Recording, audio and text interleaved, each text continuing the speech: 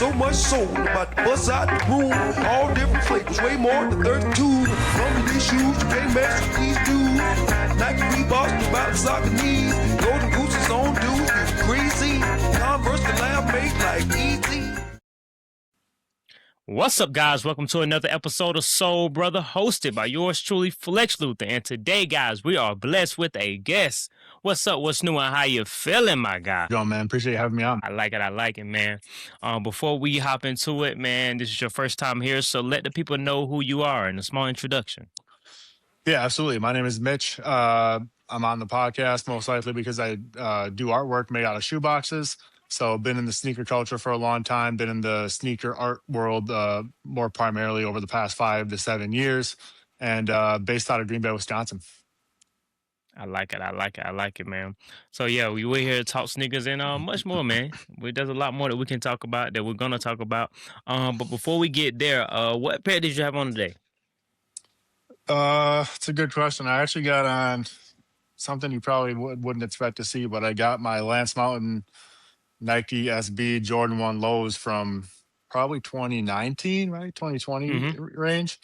Good pair. I skate to my studio, so the Nike SB makes me feel comfortable in it. But yeah, I feel like as of recent too, we're seeing a lot of Nike SB on the Air Force One, the 4s a few years ago, and this kind of era, they did these. They did the Paris to NYs, and then they did the LA to Chicago, the highs. This kind of started that, in my opinion. These flew way under the radar. But yeah, they're beat up as most of my pairs are that I wear a ton. But yeah, that's what I'm wearing today. Wish I would have got a pair. I wish I would have another pair. I'm a little bit cleaner with the X-Acto knife now. I just kind of hack these things up, but that's kind of my style too. Is kind of rough around the edges. So that's what I'm wearing today. I like it, man. I like it. I like that you're skating to your studio, man. That's dope. I like Absolutely. Longboarding, so I'm not doing any tricks or anything anymore. But what do you got on? I went with the Cool Gray 11s today. Can't go wrong. Yeah, I mean, it's just nice little smooth. Put it on. Retro 11 being one of definitely my top 5, if not number 1, sneaker silhouette. Okay. Just something about the Retro 11 I just love. And the Cool Gray, being able to get this re-release, I had to get them. Wish we would have got a pull-out box, but we didn't. But it is what it is. We got the shoe, and that's what we're here for, right? Shoes, not boxes. Yeah. What? Yeah. I'm here for the boxes as well. Yeah. Yeah. Me too. That was a pun. Yeah. Exactly. We're gonna get right into it, man. And before I hopped on, I noticed that you had just then Nigel just reposted the work that you just did and also commented. So I mean, you're coming off of that. Like, how does that feel? It feels good, right? I don't get too high or too low with that stuff. I think it's dope that he saw the work. I know a guy like Nigel probably gets tagged anywhere from 50 to 1,000 times a day, depending on what he's doing with his shoes and his marketing and things like that. So it's always cool when you get someone like that to see the work that's kind of dedicated or paying homage to him. So that was fun. I wasn't expecting that. You never really expected, obviously, from those guys that are doing the releases with Nike and Jordan. But yeah, it's cool. It kind of like leaves you in a weird spot because you want to like talk to him about it. You know what I'm saying? You want like more. You're like, hey man, like, can I get this piece to you? Or I'm trying to get it over to him. But yeah, just the fact that he saw it, I think, is rewarding in itself. Yeah, nah, that's dope, man. That's always, and I know you started with the video, like you wanted him to see it, so for you to, reach that goal of him actually seeing it and then him reposting it and commenting, it's just like, all right, He took some time. I've always, for sure, man. I always felt like, I feel like you get love, but like not the love that you should get. I mean, just looking at the one you just did, my question is like, do you have that visual or like what you want to do with that box before you get the box? I know you talk about, searching and buying boxes. Do you have ideas of like, oh, I really would love to do this with that box? Not really, honestly. I kind of do it in reverse. So I kind of think about my concept first. what I want to communicate or just what I want to make. And then I kind of try to fit the boxes into that narrative and that mold. So, I mean, there's some stuff I just naturally can't create. For example, like anything pink. I only have one pink shoebox at this point. So it's like that just kind of is off the table. And Mm.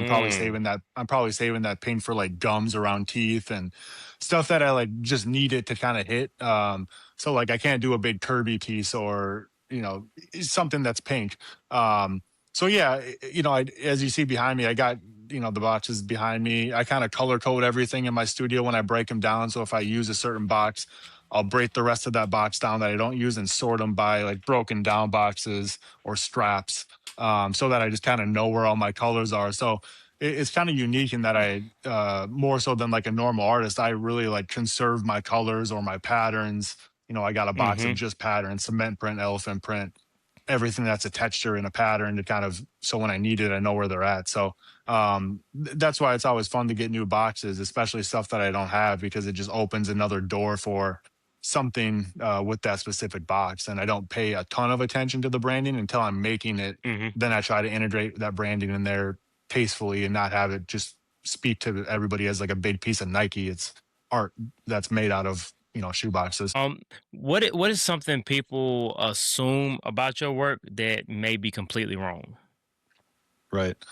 Um, I think the first thing people assume probably is that all the art is referencing, or that all the art's just referencing sneakers or is about sneakers, right? You see Mhm. at first glance it's shoebox, there's a lot of Nike, Jordan, some New Balance in there, etc. And I think you just automatically affiliate that packaging with the product. And Mhm. in reality, I would say only 10% of my work is really sneaker driven or tied to a sneaker or the sneaker culture really hard line. Like the Nigel piece is a good example. Obviously, that's a portrait of someone in sneaker culture with his shoebox, with the colors of his Mhm. shoes. So that's a good point there. But a lot of the work has nothing to do with shoes. It's just I'm trying to highlight the packaging and use that medium. So the way I think of it, it's just my medium that I work with. It's no different than an artist using paint that might be Mm. painting sneakers. His work is about sneakers, but I'm an artist using shoeboxes as my color palette and tones, and I'm making a lot of work that has nothing to do with shoes. A animal piece or Mhm. Jordan pieces obviously have more of an indirect tie to that, but that's part of it. The other part of it, I think, is just that at first glance, again, you might just say, "Oh, this guy's just like cutting up shoe boxes and putting them together." But there's a lot of composition work. There's a lot of back end Mhm. parts of the process, which I've tried to show a little bit more over the past 6 months of just like what you see is this, but I actually spend, 10 hours of this process doing the drawing, doing the composition, organizing my boxes, getting my palette ready, making sure that my knives are sharp and stuff like that. So there's a lot more that kind of meets the eye from a physical standpoint of just making it and bringing it to life than obviously the final product, which is probably true with any art form. There's just a lot that you Yeah. don't show because you can't just, I got to work too. I can't post everything. I got to hone in for 5, 6, 10 hours and just like get some shit Yeah. done. Yeah. Well, you talk about, not all the art being about sneakers. Where did you get the idea to use sneaker boxes?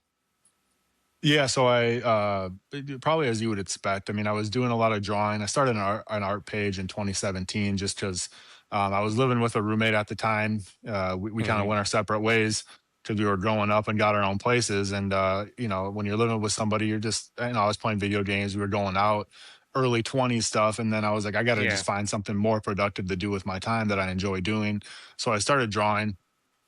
And I've always just bought a lot of sneakers. But at that time, it was like right out of school, got my first job, had a little bit more money to buy more shoes, so I was doing so.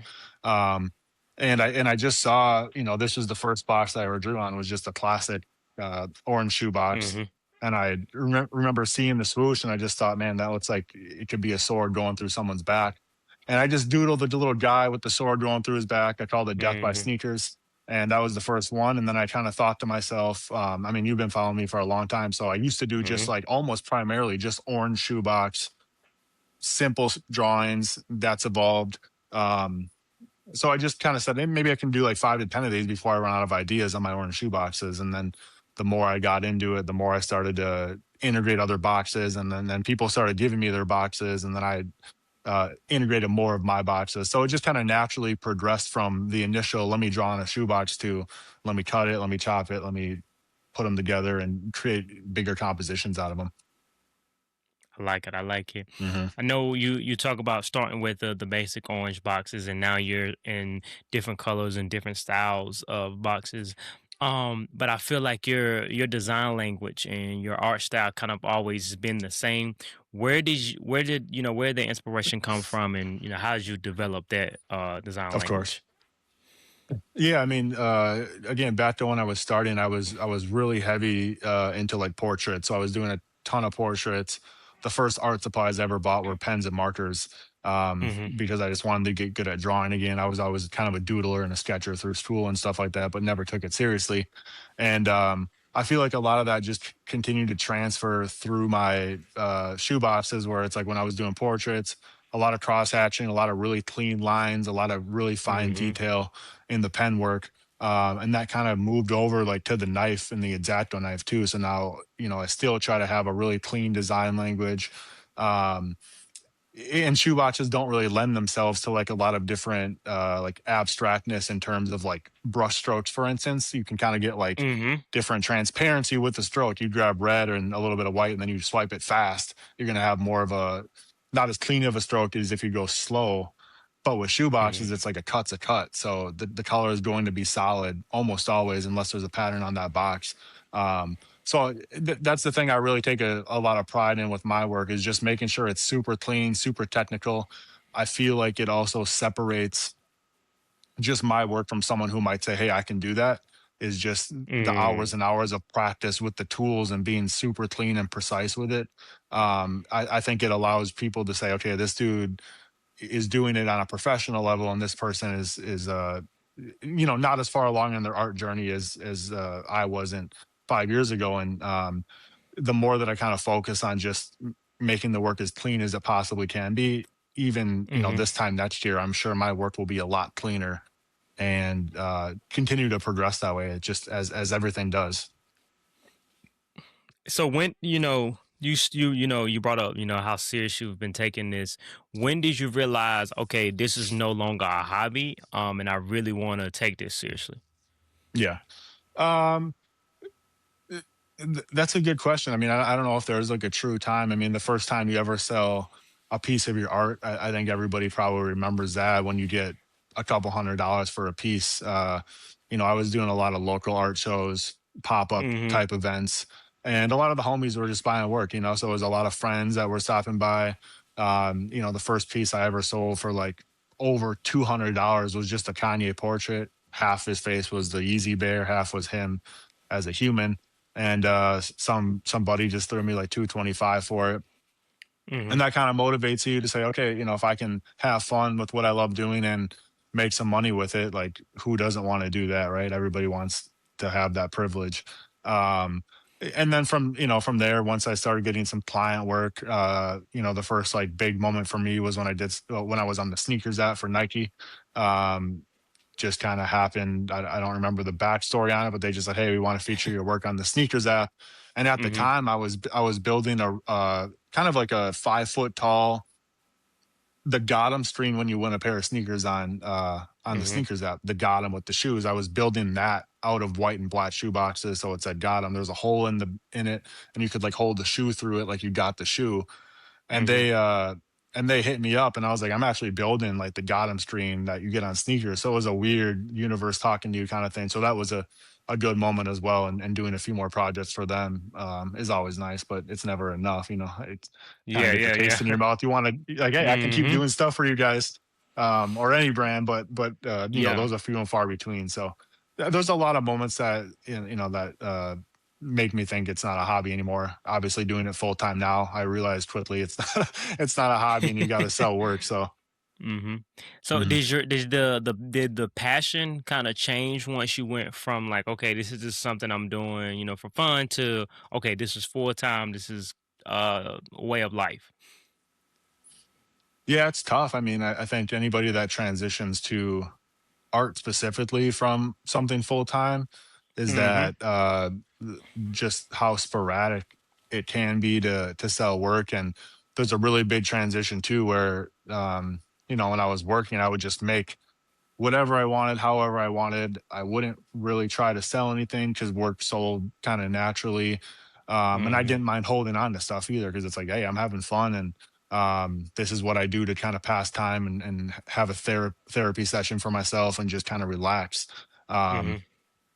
but yeah, now even still to this day, I'm critical of myself. I don't sell, quote unquote, sell my art enough in that, like, I don't talk about prices on my story. I don't post what's for sale. I kind of look at it like any brand. When they're selling something, you're going to see their ad five, six Mhm. times, or they might post the same thing on their website, the same product, dozens, hundreds of times, and I'll kind of post a piece and I just kind of move on. So I got to be better personally at saying, hey, like, again, I made this knowing only 5 Mhm. to 10% of your audience sees your posts. So, and I think I'm getting out of my head a little bit more of, like, it doesn't matter. Like, if people are following you, they want to see what you do. Um, Yeah. but it's difficult. Yeah, it's difficult because you're just kind of self-critical of Mhm. that, the social media, the cringe factor, all of that stuff is real. And Mm. just posting it, forgetting about it is probably the easiest thing that I do. Is Yeah. just doesn't matter, like, I'm back tomorrow, do something else, Mhm. on to the next project. Do you feel like that ever kind of stops your how you create? Let's say like all right, this post did good, and it might be like the Nigel post, right? So now Mhm. you kind of want to do another one, maybe in a wake. You have Angela on there, and it's his Right. shoe. Does that kind of affect the way you create when it comes to how well the post does? Yeah, yes and no. I mean, again, it's cool when these celebrities kind of see it, but I think there's a big misconception that, Mm, like, only famous people, or only people with a lot of notoriety, or are big in the culture, are, like, supporting my art, and it's the complete opposite. You know what I mean? I don't have any clientele that's a famous athlete or a famous yeah. sneaker person. It's like, it's everyday people. Um, Mm-hmm. so that's what I try to speak to. It's like, usually the people that you least suspect are going to be supporting you. And for me, a lot of it's not sneakerheads, to be honest. Like, sneakerheads buy sneakers, Mm-hmm. and they might be the people that say, "Man, this guy's cutting up boxes, like, he's whack." You know what I mean? Like, Mm-hmm. and I've gotten that a lot from that side of things. So it's like, the people that I thought I was creating for are actually the people that aren't going to buy anything, because Yeah, I yeah. can't tell you how many times a big sneakerhead has said, "Man, I'm gonna cop a piece, cop an original," and I'm like, "Great, here's Mm-hmm. the price," and they're like, "Well, I got to get through the next 2 months of sneaker releases," and it's like, if you just didn't buy sneakers for a month, you could easily buy a piece. You know what I'm Yeah. saying? And you're gonna hold Yeah. on to it forever, like you are most of your sneakers. But it's like a 101, or the logic is what it is. I'm not trying to justify how people spend their money at all, but Yeah. that's just what I say at sneaker shows. Is like, hey, they want the Travis Scotts. Well, there's 100,000 pairs of those. There's only one of these, um, and some people think it's special, and some people don't, and that's all right. You can't convince a sneakerhead not to buy shoes. I've learned, and I've been there. If you want them, you're gonna Yeah. get them. You know what I'm saying? Yeah. That's crazy because that's kind of been for the past few episodes. I just had Mo on, and I Hmm. had a couple more people on. We were talking about like product, and when it comes to sneakerheads and buying something besides the sneakers, it's hard to convince that like, hey, you need this, or you this would be nice to have, because it's once the sneakerhead gets that shoe, it's like, all right, well, that's it. I Yeah, don't yeah, wanna I don't wanna do anything else. I don't put anything else into this shoe. right, I right. the shoe, that's it. So I feel like once, you figure out how to market your product in a way where a sneakerhead or a person that loves sneakers is like, I need that too. you Hmm. know, I think that's when you that's the recipe. Yeah, yeah. I was gonna say, I think there's a lot of parallels too, Mhm. between, like, original art and sneakers, because what what Mhm. what do people talk about when they get a sneaker? It's the materials, it's the build Mhm. quality, it's how it feels on foot, how it looks on foot. they're comparing it to other models, right? So the art's very similar, especially original art. You get a piece of original art in hand in person, it just is going to hit different. Seeing how it's made and looking at the craftsmanship of it, the same way that you're going to pay attention to the stitching when it's off or the glue stains, it's like you're gonna take that into consideration when you get a really nice piece of art. And then furthermore, if you're the only person that has that, like the sneakerhead community, I think could be one of my biggest proponents of like helping me, um, you know, I don't want to say like create scarcity with the work, but it's like once someone buys a piece, like it's gone. You know what I mean? So Yeah, yeah. that doesn't exist in sneakers besides those really crazy Paris Duns, Mm-hmm. undefeateds before they, re-release. It's like the pairs that everybody wants because there's only 10 Freddy Kruegers. Yeah. That's what art can be. Um, but again, it's kind of like you need that introduction to it, which unless you're an art buyer, it's hard to get that because you got to buy from someone you like and find art that you like. And obviously the art's probably more expensive than a pair of shoes is, right? But I see it all the time. Yeah, I see it all the time at shows. It's like people see the work in person and it Mm-hmm. just resonates different. It hits them differently versus, seeing the reel that I posted or something like that. So that's always a cool moment. Yeah, for sure. The face value, that face to face interaction is always the best point, the best sell point. You're right Hmm. there. It's kind of like if you give the person room to like I want to because I want to say it that way because it seems like it's in a negative way. But like if you give that person an out, they're gonna take it. But like right Totally. there, face to face, you're in the moment. You're riding that adrenaline, like oh, I want this, I want this, I want this, and you don't want to walk away. You don't want to leave it. But like when you see it, on social media, you're going through your reels, you can swipe away. But when you're Of right course. there in front of the person and you're selling this product, you're like, hey, this is a 1-on-1. It won't be made again. I'm the one that made it. It's just like, Yeah, you know of what? Let, course. let me go ahead and get it. Let me get it. Let me get it. Yeah. Yeah, of So I course. think I think that will always be, when it comes to like selling a product. I feel like that face to face interaction is always going to be where it does the best because you create those moments, you're creating those memories, and it's more intimate because you're face to face with the artist or whoever, whatever they're selling or whoever created it. So yeah, Exactly. I can see why that would be more successful. Um, Yeah. have you ever thought about expanding on like what you create, like far as like going past the portraits and the frames, maybe like a sculpture or something of that nature? Yeah, definitely. It's always something uh, that I think about for sure. It's just I want to do it all, man. Like I wish I painted more. Mm-hmm. With I love all mediums. Like I wish I was better at photography and videography. It's just like anything creative, like I'm all in on, and I really take a liking to, and love seeing other people do it at a high level.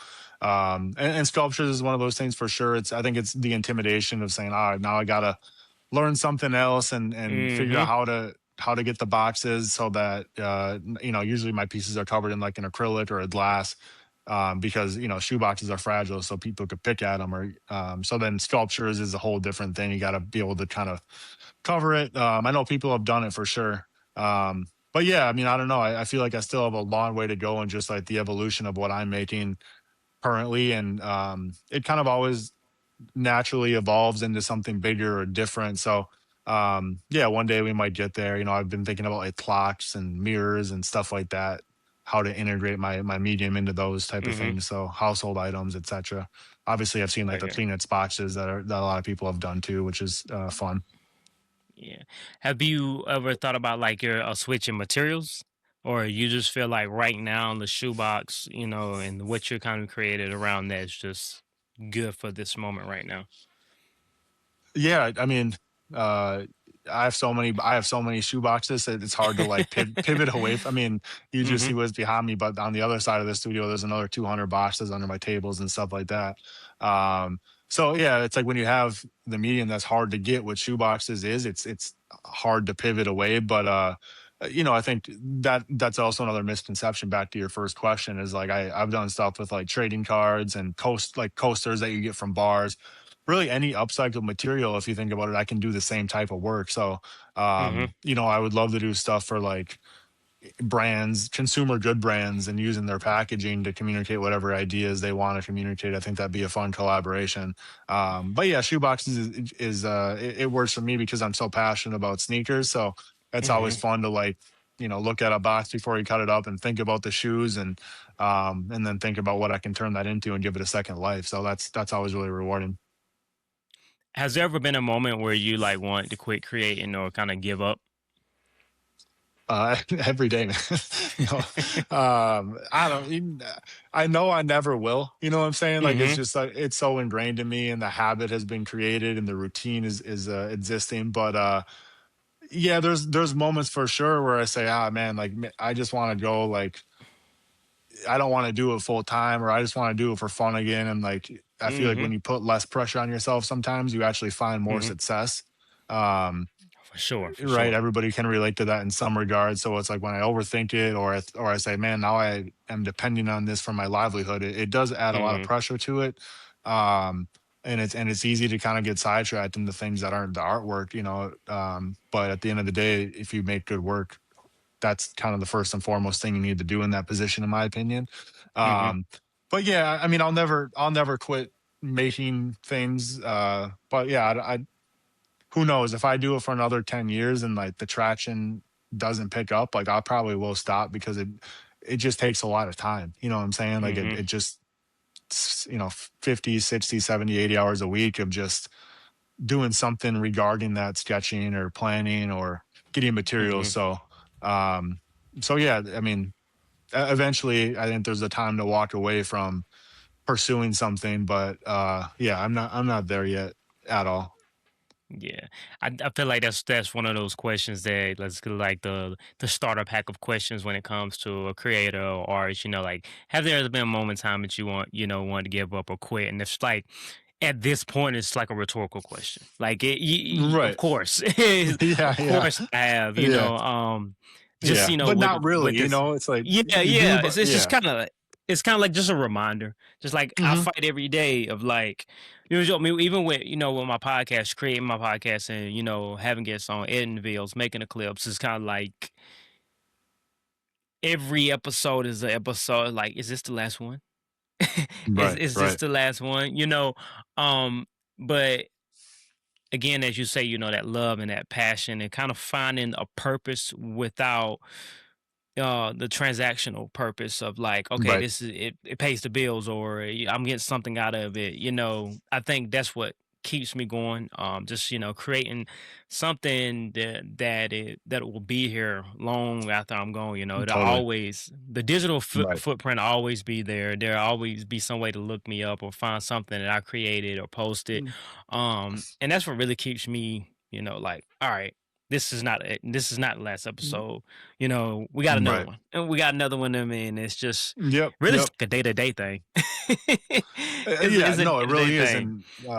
And there's always something new to explore. I mean, with a podcast, you get to meet someone Mhm. else, learn about something Mhm. different. So it's really diverse in Mhm. that regard. And same with art. It's like if I don't want to do shoeboxes, I can go pick up a paintbrush and learn. Like I don't Yeah. know how to paint. I haven't painted for 20 years, but it's like I bet I could get Really? good because I could get. Yeah, so I mean, art's art. In my opinion, if you got an eye and Yeah. you know how to compose things, it's like you can kind of pick up anything and at least be a little bit dangerous. I'm not going to be a pro, Mhm. but I could have fun. I could have fun with it for sure for myself. So that's kind of half the battle, in my opinion. Mhm. Have you ever thought about? I mean, you're making your art on your canvases or sneaker box. Have you ever thought about kind of gravitating more to like customized sneakers, customized like shoe boxes that just Right. in that element of kind of where you're kind of playing with the element, but you're not really there. Have you ever thought about doing something like that? Yeah, yes and no. I mean, with customized sneakers, for me, that's an easy one to say no to because Mhm. there's so many sneaker customizers. You know what I mean? There's Mhm. thousands Sure. and thousands and thousands of sneaker customizers, and I think and there's a lot of really prolific ones too. The big names like Mash and right down Mhm. the line. But I think that's an easy spot to kind of get lost in as an artist versus, in the lane that I'm in, there's maybe a handful of other artists, if that are Mhm. notable with the medium. For sure. But yeah, but that's what I'm trying to do is be that guy that, as shitty as it sounds to be like, hey, you're the shoebox art guy, it's like someone's got to be the shoebox art guy. You know what I'm saying? And it's like, and in order to be that, you got to make a lot of art with shoeboxes and really do it. You Yeah. know, so that's what I'm passionate about. And custom shoeboxes would be fun. Again, another set of tools. The biggest deterrent for a different lane is just the tools that come with it in the space, right? My whole space is Mm-hmm. set up to for how I work with the tools that I use and the table heights and the storage. So, you get more into custom something else. It's like now I need a whole nother set of tools um, and it's just an excuse, but it also, I mean, it's real. I did a custom shoebox for the Brewers a Mm-hmm. few months ago, which was fun. Took a little bit more time, and like I was like, oh man, are people going to start hitting me up for custom shoe boxes, like wood boxes, because I'm going to have to like Mm-hmm. get my tools in place if so. But I don't think it's going to happen. But it's cool that I could do it. Yeah, no, for sure. How long? What's the longest it has taken you to do one piece? Probably in like the 75-hour range, I'd say. Um, Yeah, 75, 60 to 80 hours, give or Mm-hmm. take. I don't stopwatch it, but I know how long I sit in the chair every day, and you kind of multiply that by how many weeks, and it's like, oh damn, Mm-hmm. I've just did 75 hours on this thing. And it adds up a lot quicker than you think too, like anything, Yeah, for that sure. you're focused on. It's like, all right, this will take 2 hours to do this part and it takes six, you know what I Mm-hmm. mean? Because there's just a lot more that goes into it. Um, but yeah, I would say my sweet spot's like 45 hours for on a piece. That's like kind of what a lot of the pieces I've been doing are like that 40 to 50 hour range, which is a good range to not get super sick of it. But after that 20-hour mark, you're just kind of like, I'm ready Yeah. for something new. Is there times where you have to like kind of remove yourself from a project? Let's say you're working on something and you do hit that 20 hour, 30 hour mark, and you kind of like, I want to continue creating, but just not this. Yeah. Yeah, I'm always moving on a few things at once for sure. I mean, usually Mm-hmm. in my studio here, I usually got one big one going, maybe two, but usually just one because everything's all scattered around with the boxes and the color palette. And then at home, Mm-hmm. I have a home studio as well, which is just like an office, and that's where I do a lot of the smaller stuff, a lot of my portrait drawing, just something to Mm-hmm. like my creative space to experiment. I think that's kind of how I would phrase that. It's like when I'm my smaller pieces that I've been posting, it's like I'll just do those at home after I leave the studio at night. So I'm always like, Yeah. 12-hour days, 8 here, 4 at home. Um, but yeah, I think that's the best way to kind of discover new avenues or try new styles or new mediums, is just kind of always keeping the pen moving, right? And staying fresh with my drawing skills and my concepts and all that stuff. When do you know when it's like when do you know when the piece is done? When it's time for the pencil, the knives to stop moving, and Yeah. all right, I'm done. This is Yeah. complete. Yeah. Yeah, I know. Just with what I have pre-planned going into it, or Mm-hmm. a lot of stuff I do. The big animal pieces, I'll kind of do a really rough sketch, and I'll refine that with details as we go along. But Mm-hmm. I just know like subject matter, background, usually a matting around the outside, and once we're done, we're Mm-hmm. done. So it's not like paint where you can keep adding little strokes here and there, right? It's Yeah, just, yeah, once my form is done, I can obviously go in and add little things, but when it looks like how I envision, it's like that's done. But there's some things where I'll end it a bit sooner as well, where it's like I'm going to keep it super simple. yeah, Like that one that I think you were referencing, yeah, where yeah, I was gonna throw a background on it and a border, but after I had it done, I was like, nah, it just needs to hit just clean yeah, like that, yeah. nothing extra. Don't pull away from the subject, just keep it clean, super straightforward.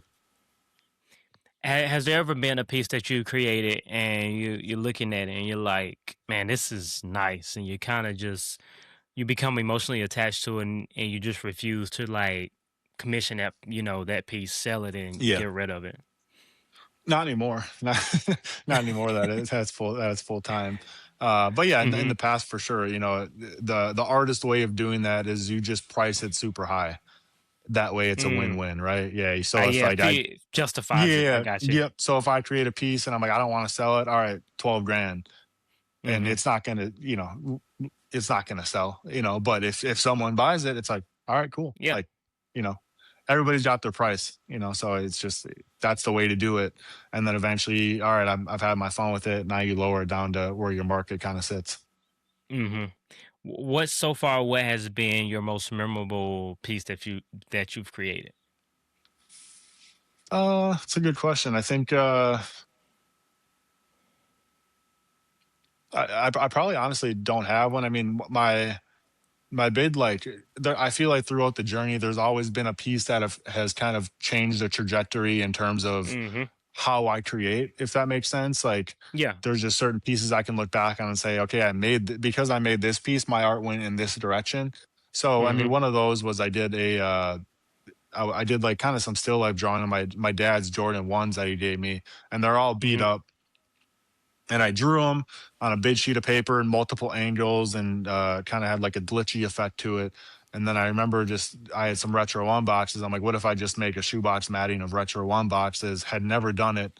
Um, so that was one of those pieces where I was like, like I can do shoebox matting instead of like I can integrate that into the matting, like the Nigel Fortune that Mhm. you referenced as well. And that was something that I had never seen because it's usually like art matting frame, but now I can make art with the matting out of shoe boxes. So that piece was really special to me. It sold last year, but that was one of those pieces where it's like it had a lot of sentimental values. My dad's shoes. My dad loved it. My dad wanted it. He didn't want to buy it. Yeah. And I like he it. I just wanted like me to it. give it to him. And I'm like, I gotta sell it, man. Like if it sells, it sells. So that sold. So that Yeah. was kind of, that was one of those moments where it's like, yeah, should I have given it to him? But he's good. How does it feel, your art being part of someone's collection, someone's sneaker room, someone's legacy, something that you created being somewhere else besides, in your personal creation Yeah. space. I was just telling somebody about this the other day. It's honestly the best feeling in the world. You know what I mean? Like Mhm. it's someone coming up to you and saying, "Hey, in some cases, some of my pieces are multiple thousands of dollars, and someone's Mhm. giving me or paying me thousands of dollars for a piece that I made with my hands, Mhm. spent a ton of time on, put a lot of heart into."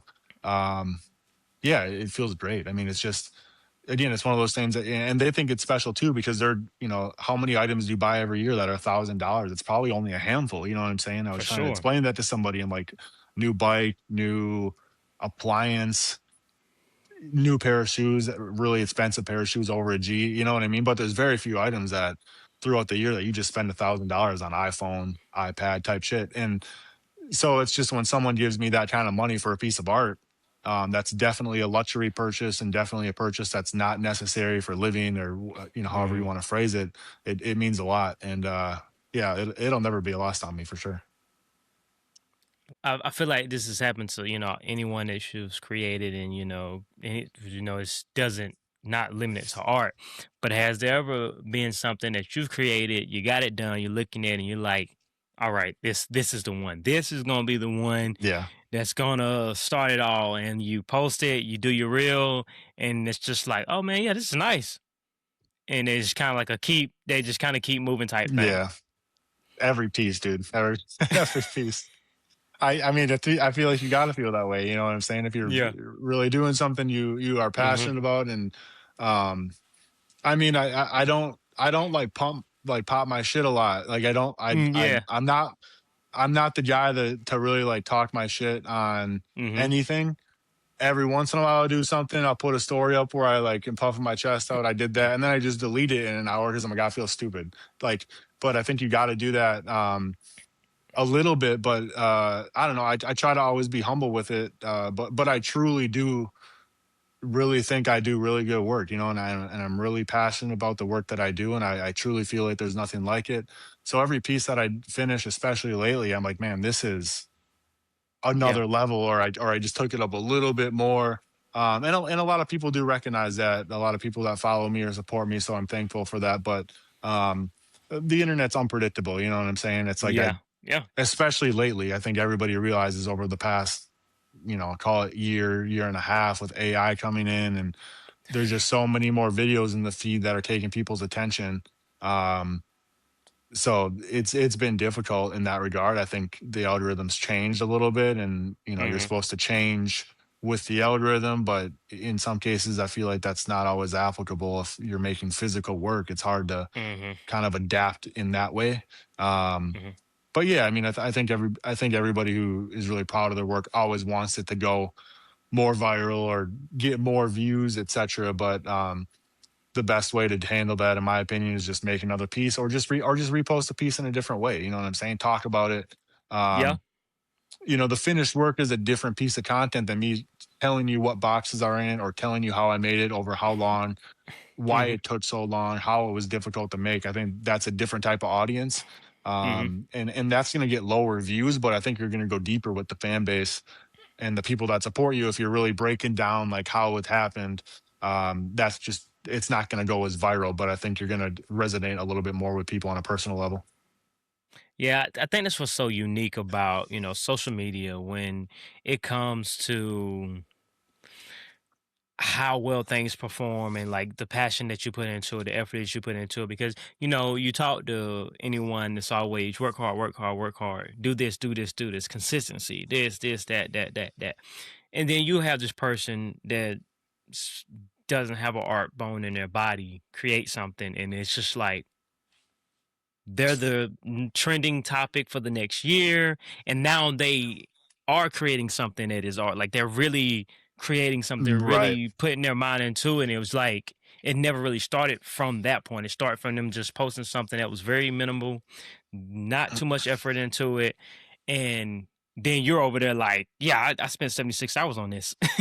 So I think it's this social media is such a unique tool, I mean, to Right. use when it comes to putting out something that you create. Um And and sorry to interrupt you. no, you go ahead. But art's unique in that way too, where it's like it really doesn't matter how long it takes, and I'll be the first one to tell Hmm. you. It's like it's sometimes it's like art's how it makes you feel. You know what I'm saying? So if For sure. that's why some of the best abstract art is just so simple, Yeah. and some of the most revered art history is very simple, because it maybe was the first of its kind. Um but yeah, someone might like abstract brush strokes, 2 3 strokes on a canvas more than what I make, Hmm. because it just makes them feel at peace, or it gives them Hmm. a sense of tranquility. In mine's a little bit more fierce, or you know what I'm saying? So it's really unique in that way. And I think especially lately, art is a lot. There's a lot of culture and hype behind art, the same way there is shoes. Certain Hmm. artists will get really hyped up or do collabs, and that makes them, the hype behind them. Everybody has sneakers or art that it's like, I don't get it. You know what I mean? Like, I don't, doesn't do anything for me, but it's Hmm. because they might be backed by a certain brand, or it's like that all helps as well. It's really Yeah, yeah, weird. It's no. really unique. You know what I'm saying? Yeah.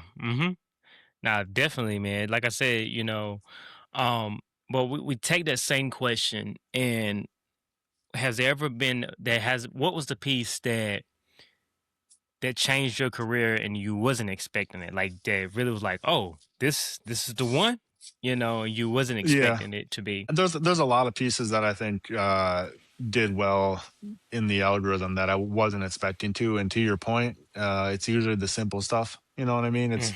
It's usually the simple idea with a simple execution. Mm-hmm. It's clean and it's straightforward. Just because just adapts to the masses a little bit easier, right? Yeah. Something that everybody can relate to. Certain pop culture stuff always does well with cartoon characters, or people that grew up watching Pokemon or whatever it may be, right? It's like if something's popular, like I could do a Pikachu piece, it's in a slap and go Mm-hmm. crazy, but it doesn't speak to me, so to speak. You know what I mean? Like it does, but it doesn't. Mm-hmm. But yeah, I mean, you got to balance that. I think I'm not at the point where I can go as abstract and do exactly what I want every single time, because I still have to Mm-hmm. sell work. Um, but I do that for the most part. It's like I do really stay true to what I like, and um, as most artists do, I think it's hard to I make like stuff that it. you don't care about. No, for real. Yeah.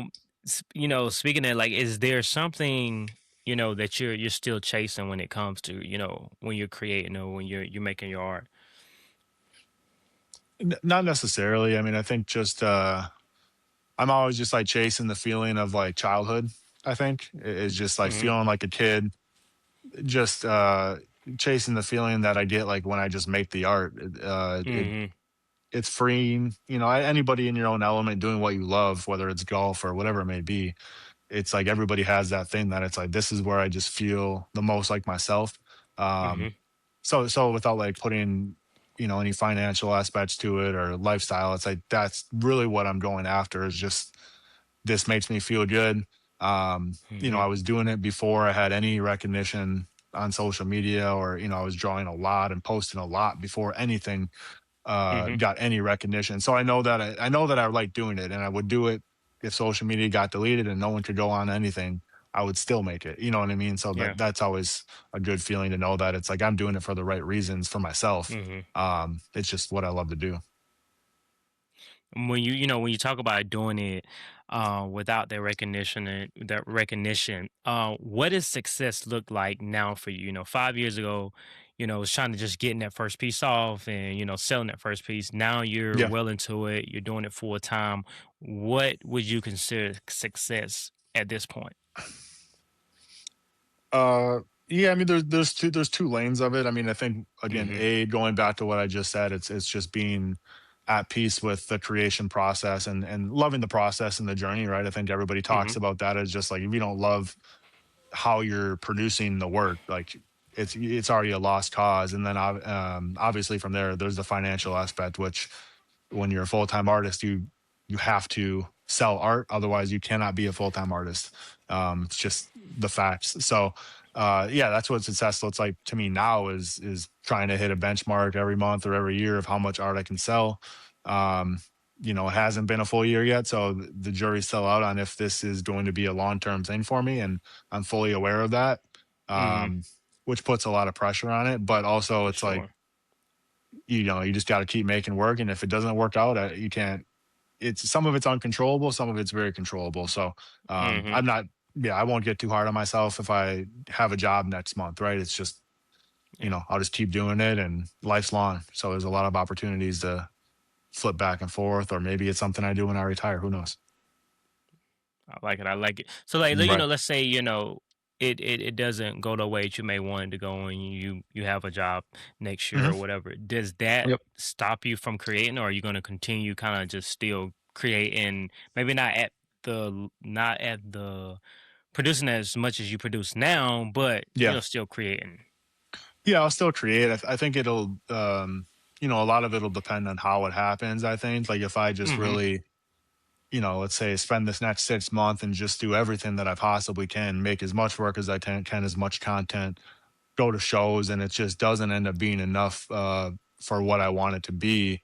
Mm-hmm. I think there'll definitely be a period where I just step back for a month or two, or just do stuff really sparingly, when I really Mm-hmm. feel like it, because it does take a lot out of your the sacrifices of personal life and family and friends. Like a lot of that is missed upon because I'm just making work and in the studio, which is fine, but it'd be nice to kind of get back into that too and say, all right, let me go be social and um do different things and vary my vary my social habits up and try to get out there a little bit more, see friends and etc.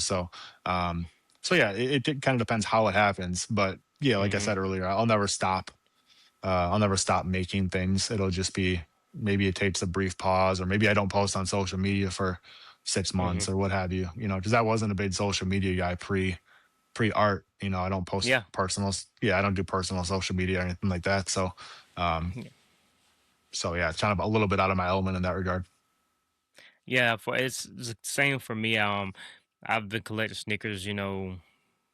Uh, Almost, yeah, no, more than 10 years before I actually got online and kind of started Yeah. creating, content, doing the podcast and meeting these people. So once I got online, there's a different side of sneakers online because there, people that's well into like blogging and reviewers and other social media content creators that have created contents over the years that I never watched because I never hopped online. And Right. um so it was definitely, that still takes me time to get used to it because at the end of the day, my love for sneakers will never change, but my love for social media definitely will.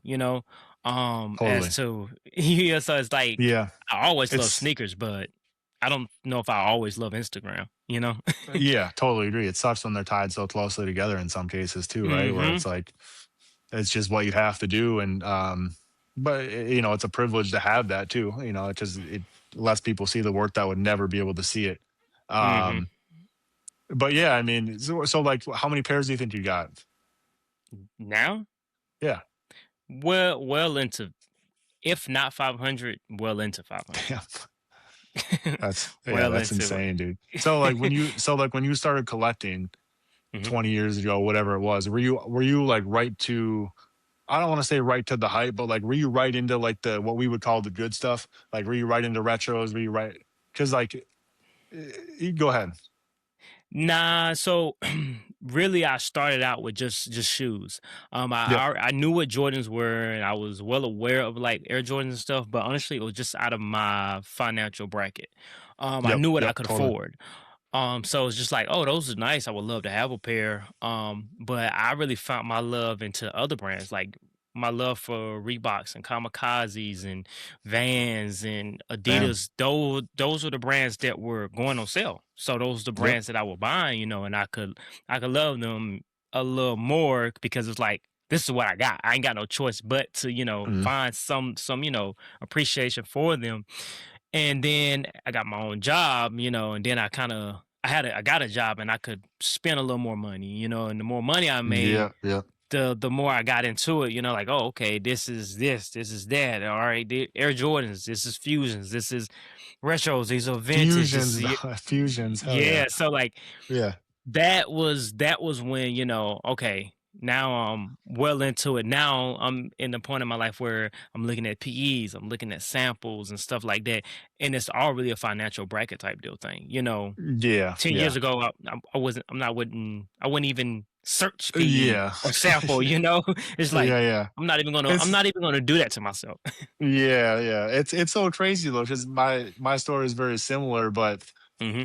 I go back to like those early days of like almost being naive to the culture or what's cool, and Hmm. it's like sometimes I feel like those were the best days, man. Like when Oh yeah. I worked at Finish Line through high school and college, and like Hmm. I knew a lot about shoes in terms of like I was like a nerd, like technology, material. Hmm. Like I was doing all my research on Zoom and whatever you have.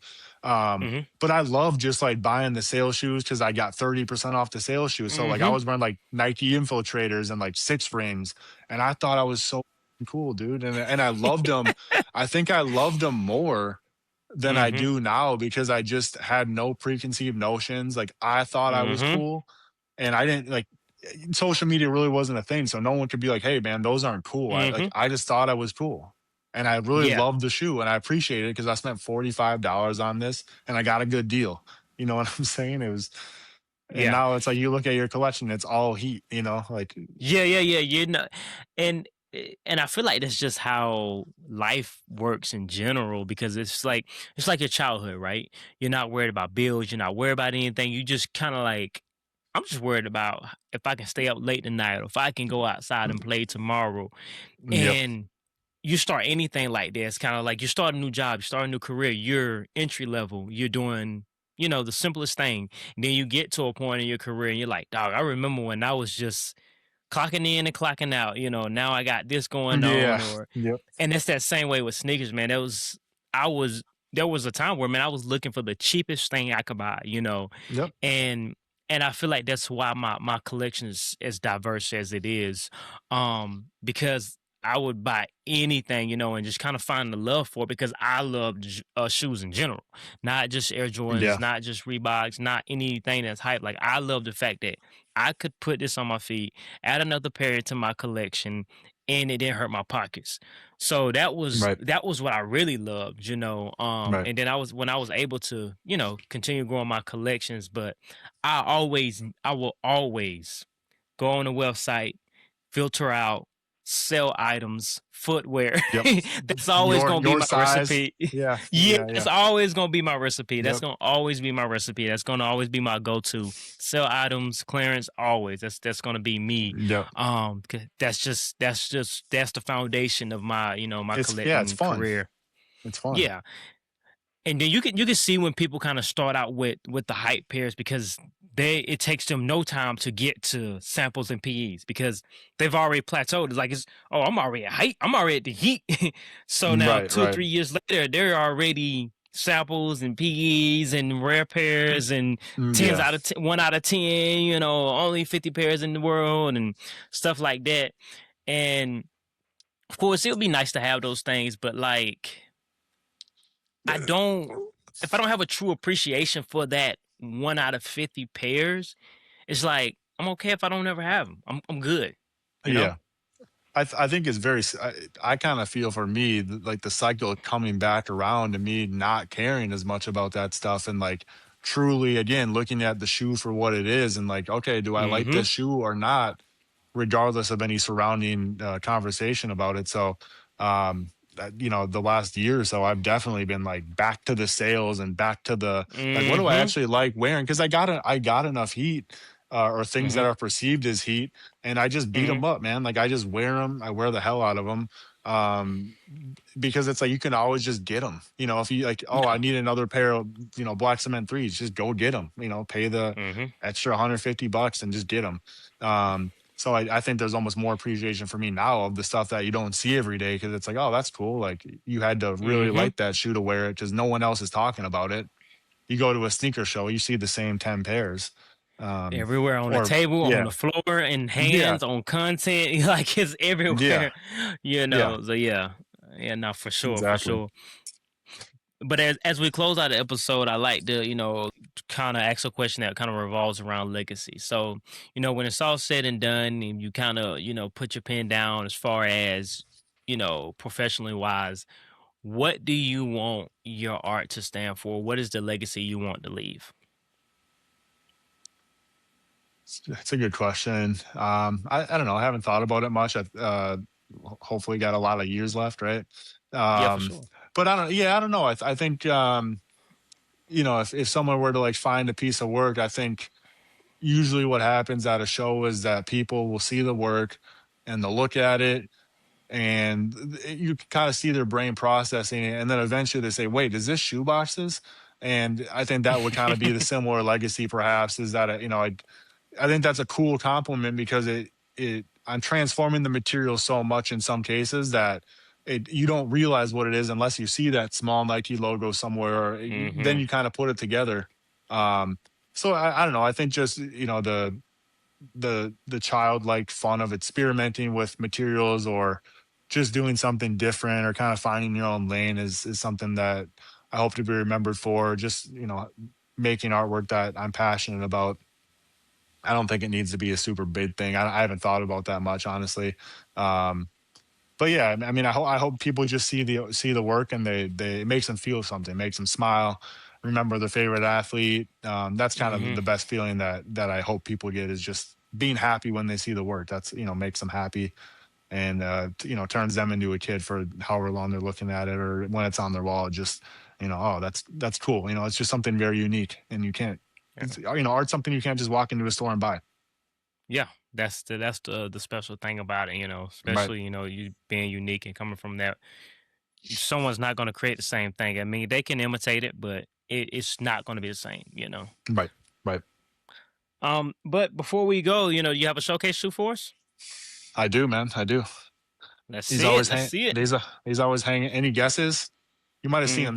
These always hanging in my studio from the rafter. Been in a lot of my videos, but they're always in the background. They're all like it's never. What's your guess? Um, um, I'll give you. It's a you mean Jordan. him? It's a It's a Jordan. Jordan. Okay. It's a So I'm retro going Jordan. Air Jordan 1. What year and colorway? Um, I'm gonna go bread 2011 or either 85. 85 ones. So these are the shoes that I was talking about that I drew that Mm-hmm. mean a lot to me. So yeah. So these are my dad. So Cool to I see a like it. pair. Cool to have a pair that is like a original owner passed down through the Mm-hmm. generations. You know what I'm saying? That's Usually you dope. see him, and so yeah, he played ball in these, and I just love, I'm sure you've seen a pair, but I just love the weathering that these get Mm-hmm. all around. They're kind of falling apart on the back here. Mm-hmm. Uh, they got a nice crunch to them. You hear that? Yeah, yeah, yeah. Yeah, yeah. So I mean, they're a true aged, reimagined 85s right here. So yeah, this is Yeah. my showcase pair. I got a pair of off-white fives in here somewhere on the shelf, but yeah, Yeah. I mean, this is, you can't bring anything better than this if you're me. Yeah. Yeah, yeah, no, I for don't have any, sure. yeah, I don't have anything better than this in my collection. OGs. Yeah, no, I mean that's what the showcase shoe is, man. That's what I always tell my guests, man. The showcase shoe ain't, it's not a hype or a sample pair. It's Yeah, a shoe that you feel that you want to showcase, that you have a personal exactly. attachment to. And I mean that's what better pair than the pair that your father owned, and now you're Right. in your room creating around it. So nah, that's dope, man. I Yep. love that, man. I love that. Thank you. And yeah, and Um, that's why a lot of my work as the Chicago Jordan 1 is just kind of tying back to mm, those. It's not really, yeah, I like the shoe, but I don't own I don't even own a pair. I don't own the yeah, reimagined. I just kind of have those, and it like fills the whole void of like the Chicago 1 for me, because it's like I got the original pair. yeah, nah, I for don't need, sure. right. So yeah, they're great. I like it. I like it. Well, what want to showcase today is a pair that was created and designed by Damian Phillips and the Dornbecker Ooh, collection, the DB7s. beautiful We're pair. currently, I mean, the if you can see the materials and design and Yeah. all this, I mean, his love for guitars. It actually, this is inspired by a guitar. As you can see, you got the pick here. Yep. And I believe, if I'm not mistaken, I believe this pair came with a guitar pick, or it might have been, or I might be thinking about the Concepts pair, the Air Max. But yeah, man, I actually was learning how to play the acoustic guitar, Nice. Retro 7, just it just kind of seemed like it was just all right. I like this. I love the Retro 7. I love the Hmm. wild colors and all the experimenting that, Jordan Brand and Nike does with the Retro 7. And I just feel like this is an underrated pair. And as What well year was as, that? What year was that? what year is this? This is not, this is 16, Okay. 2016. Yeah, 10 years old. I feel like this, I feel like this is a little off. I don't feel like these are 10 years old. Like I just, I feel like I don't. I feel like they are. Because I definitely didn't recognize them from the God. past like 5 or 6 for sure. I mean, Man, yeah, time flies. right. um, time flies. But yeah, this is I actually bought these at the market, and there's always a conversation behind the Dornberger collection, and whether you buy at the market just because of the purpose behind it, the meaning behind the Dornberger collection and stuff like that. And I always say that, like, if these pairs, regardless if you're buying at the market or you're buying when they go on sale or when they're released, I feel like if you don't buy these pairs, it just defeats the whole purpose of what it's doing. It's to Mm, bring awareness to it. It's supposed to bring exposure to it. So I never feel like away when I buy a pair at the market. Selling a pair at the market, that's a little different, just because of the story behind them and what they mean. But all in all, like the the the purpose, the reason for this whole collaboration is, of course, it's a charity, but as well as exposure to the right, one, right. the disease or sickness, illness that they have, the person that created them, and then just the overall work around the Dornbrecker Hospital and what they're doing. So I'm always a fan of it. I'm always gonna, Yeah. I love sneakers, and it's just one of those things that, no matter how wild they look, I always find love in it. I find some type of beauty into it. Yeah. And there. But I just love this black part right here that kind of mimics the design on like you That's see that, cool. yeah, Yep. it kind Yep. of mimics Little that embossing. yeah, I can't think Is it, of what is it, like a paisley? what Is it like a paisley kind of? Like a nah, it's something that bandana you kind of. almost? Nah, it's more of like it's like a velvet. Like, how velvet looks, but it's Yeah, just yeah. like in leather. And I it just kind see. of mimics what a guitar looks like. And then Yep. you got that leather. I can't think of which guitar, but yeah, I mean, I was into it and into sneakers, so it was just kind of like worlds colliding at the same time. Two worlds that I'm trying to be Super part cool. of. That yeah, so that was my showcase shoe, man. But before we go, is there any closing remarks that you have for the listeners, the people tuning in? I don't. I mean, shout out to everybody for listening. Checking out the work. If you do so after the pod, very much For appreciated. sure. Furthermore, it'd be amiss if I didn't say, hey, if you got extra shoe boxes, hit me up. Slide in my DMs. I will happily, take them off your hands, turn them into something beautiful, whether it's for you or somebody else. So it's always appreciated. That's where 50% of my shoe boxes come are just donations from people that follow me. So it's Yeah, never lost upon me how valuable those are. I like it, man. Let everybody know where they can find you. Oh yeah, I'm on all social media at Mawdoods, Mawdoods, like doodles. Again, that's how the page started out. So Mawdoods, Mawdoods on everything. I No like one's it. I tried to like it, steal that man. name. Yeah. I like it. But again, man, I appreciate taking time out your day. Time is valuable.